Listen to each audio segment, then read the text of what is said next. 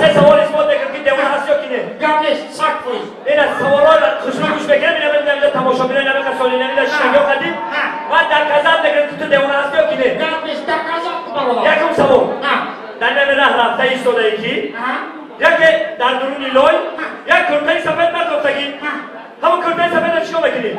اکو من مطمئنم با کرتای سفید چرا میارم؟ در حقیقت دیوانه یافی آن همه باشو بدن چیکار بکنم؟ یک شما که میگیرم همون کرتای را درون لای میره بردارم داری پکه نبار بگیرم ببرم خونم سترانی ماشینه قدی بشون و تو کش بگیرم ببرم تو میگی بده نمیتون بود تو کسوش نمیده بریم سوال انا در همین راه رفته ایستاده یکی یک دختر که شروعگه خانومی زیبا در همون راه ایستادگی چیکار بکنم؟ چیکار بکنم؟ جوانه شما یک شوکه میگیرم دخترکه میرم در درمی پاکت میندازم ببرم بشون تو کش بگیرم میپسم انا بابا شما بدن چیکار بکنم؟ چیکار بگیرم؟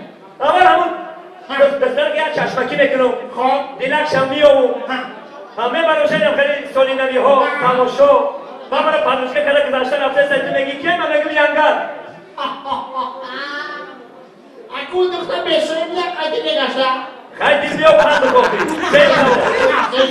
بعد کنه در نمی راه رفته ایستاده یکی در همون در نام درمی باقی خر لنگر همه خرا چیکار میکنی؟ خیلی بازی بکن یا تکم داره بکن ای تکم داره میرم یکم که اصلا بگم دختری خولا دیلکش میام بگیم ببازم کیلوتر سویلمی سویلمی تماشا بگیریم یک باشکتی تا زوباشکاش میخوام از چخشک کدام میرید توی بویکه یا میانگم